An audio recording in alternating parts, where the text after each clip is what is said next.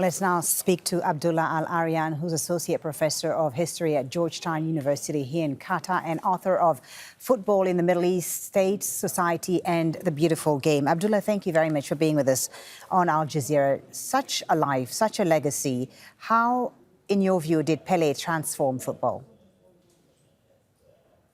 Well, I mean, I think if we go back to the era in which he emerged, I mean, in the 1950s, you didn't really have a global athlete, someone who kind of, embodied the kinds of qualities that we tend to associate today with some of the truly global athletes.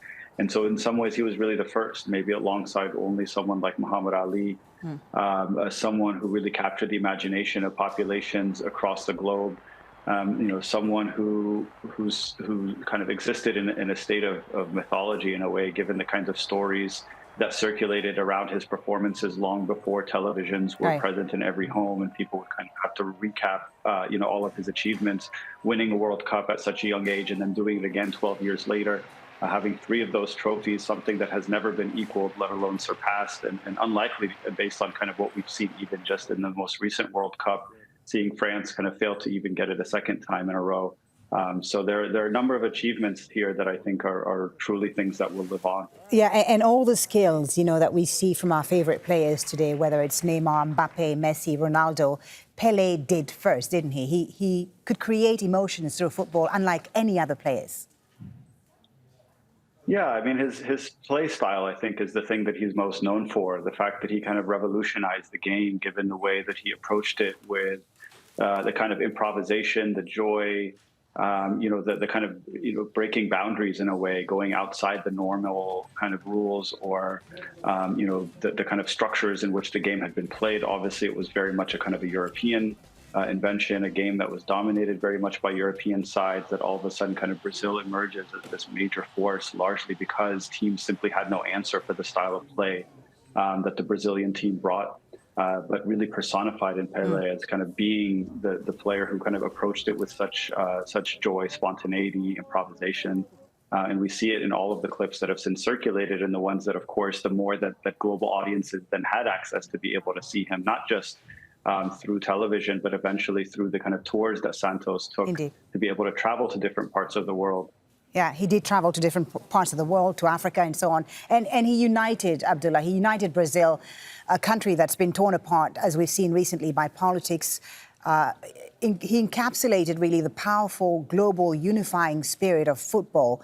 Will there ever be another football player that did what he did? It's hard to imagine that there could be, only because I think the circumstances, the context in which he emerged is so different now. Right now, we live in a much more media-dominated environment in which people are basically their brands. I think we even saw that happen with Pele toward the end of his life, in which they become much more commodified. And so it's much more difficult to kind of imagine the emergence of kind of figures that emerge in this kind of spontaneous space where they can really just personify the spirit of what they embody on the field, given the kinds of adversity that he overcame, when we know about the background in terms of the impoverishment that so many segments of Brazilian society encountered. And then, of course, the racism, the anti-Black racism that existed in the lead up to the 1958 World Cup that kind of allowed him to surpass many of those kinds of challenges, both within Brazil and then, of course, globally. You talked about the evolution of football. What did he make of it? The fact that football has become so commercialized, the business side of it, making it today one of the most powerful industries in the world. What did he make of that?